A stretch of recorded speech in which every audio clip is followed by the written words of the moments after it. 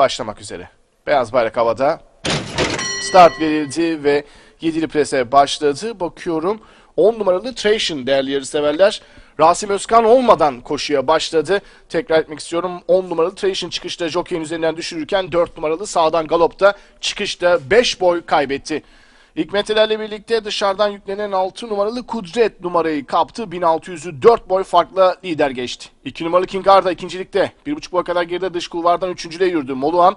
Moluhan'ın hemen dışında bariyer dibinde dördüncülükte Limelon. Sağrısında Esman var.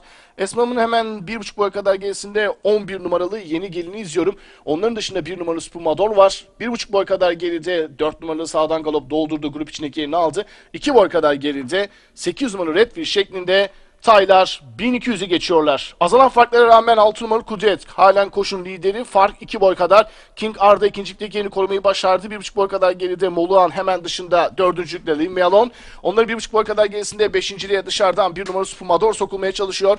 Onların 2 boy kadar gerisinde ortada Esman var. Esman'ın 1,5 boy kadar gerisinde iç kulvarı tutan isim 11 numaralı Yeni Gelin hemen dışında 4 numaralı sağdan galop 800 geçirken 2,5 boy kadar geride 8 numaralı Redfield sırasıyla viraj yürümek üzere. 6 numaralı Kudret startla birlikte aldığı liderliğini koruyor. Fark 3 boy kadar. 2 numaralı King Arda ikincilikte. Buralarda 3.'lüğe iç kulvardan 7 numaralı Melon sokulma çabasının hemen dışında 3 numaralı Moluhan var. Bu ikinin 1,5 boy kadar gerisinde 11 numaralı Yeni Gelin, dışlarında Spumador, ortalarında 5 numaralı Esmam sırasıyla son 400 geçiliyor. Son düzlüğe çıkıldıktan sonra farklar hızla eridi. Pistin ortasından gelen 2 numaralı King Arda kendini gösterdi. Liderliği aldı. Onun dışından 11 numaralı Yeni Gelin'in en dış kulvardan sağdan galopun ataklarını izliyorum. İç kulvardan 7 numaralı Melon da kendini göstermeye çalışıyor. Şimdi 11 numaralı Yeni Gelin koşun lideri dışarıdan 4 numaralı sağdan galop geldi. Öndeki mücadeleye ortak olmayı başardı. İç kulvardan 7 numaralı Limelon da gelmeye çalışıyor ancak dışarıdan gelen 4 numaralı sağdan galop son 50'den sonra rakiplerini bastırdı. Fark yarı boya kadar çıkardı ve 4 numaralı sağdan galop 11 numaralı Yeni Gelin önünde koşuyu kazanırken 7 numaralı Limelon 3.